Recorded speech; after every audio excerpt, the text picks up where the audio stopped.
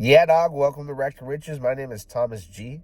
Don't forget to smash the like button, drop a comment, and always remember I'm not a financial advisor, for damn sure not a professional. This is crypto. You're going to do your own research, and don't ever allow an influencer on any social media platform out there to influence you when it comes to cryptocurrency. Could get wrecked and lose it all.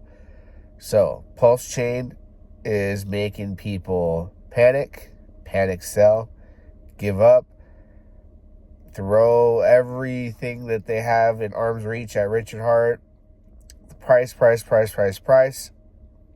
Listen, a lot of you guys are new to crypto. And I have some notes here I'm going to read off to you.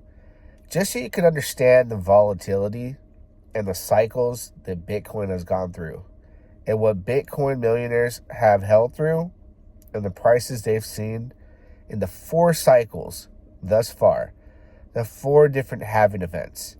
All right.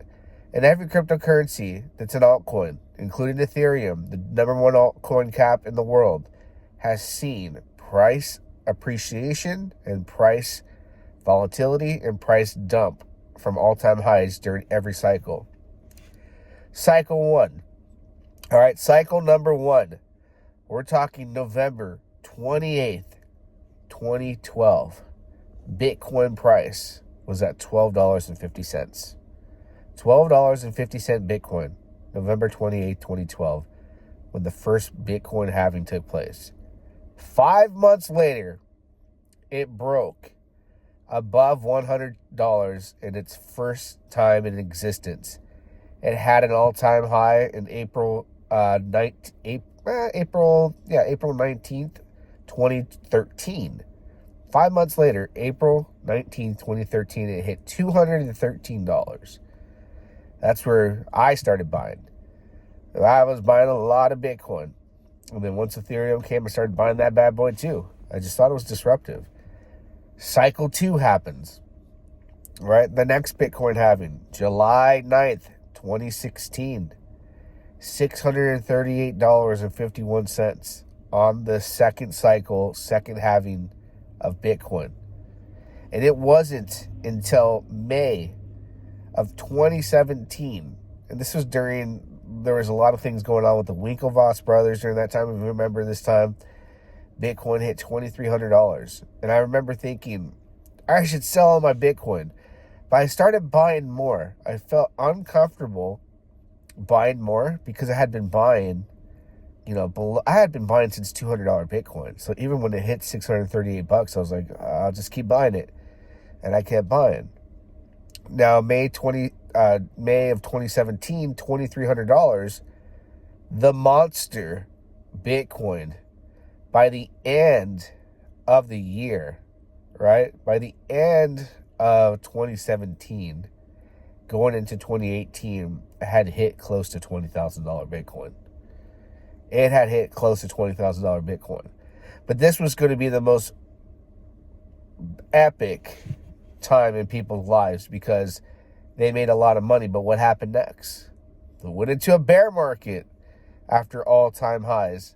We had a C2, a cycle 2 halving, July 9th, 2016, $638. We went to $2,300, and we went down near to $20,000. And it dipped all the way down to the $3,000 range. Then cycle 3 happens, right? We're nowhere near 20,000. We're still 50% below, more than 50% below. The third halving for Bitcoin happens, May 2020. The price of Bitcoin, $8,475.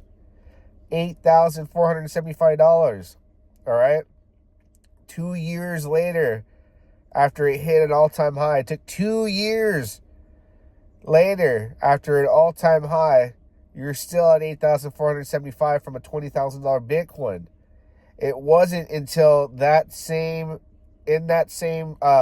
within a year, not within a year, well, more than a year, because May 2020 was the $8,475 Bitcoin price.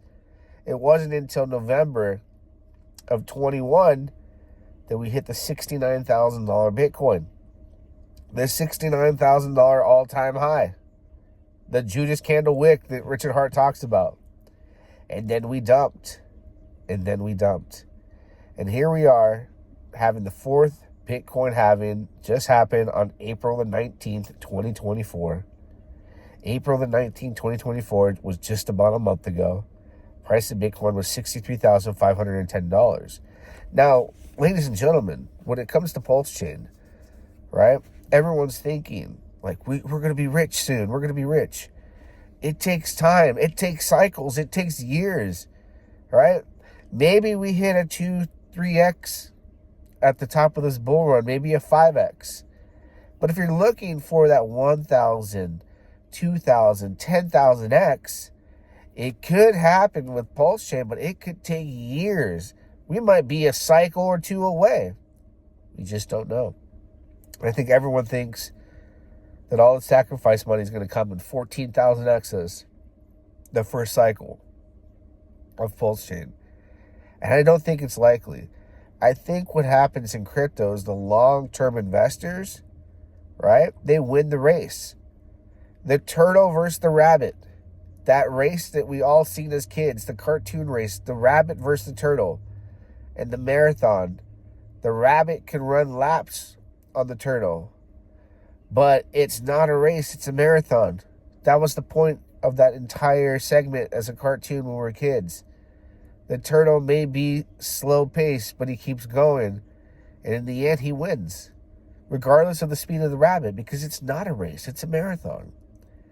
And when you live off cryptocurrency, you're in a marathon. And I've been living off cryptocurrency for many years now, because I'm not racing for the bag. I know how to make money to sustain my lifestyle and to survive, but I hold many wallets with cryptos that doesn't ever get traded for the long term. Why? Because I remember this experience with Bitcoin. I remember buying Bitcoin at $200. I remember buying it when it was at $600, right around that halving in May of 2020. I remember buying it in early 2017 when it broke 1,000, went to 2,300. And I had stopped buying it and started selling it by the end of the year. It didn't sell enough, and it went down to 3,000. And it was a horrible bear market from there. It took many, many years to recover. We're talking from the end of 2017 all-time highs. It took damn near 3.5 years to come back to those prices and go up more. Took a long time. It took a long time, all right? It took a long time. Things don't happen overnight in crypto.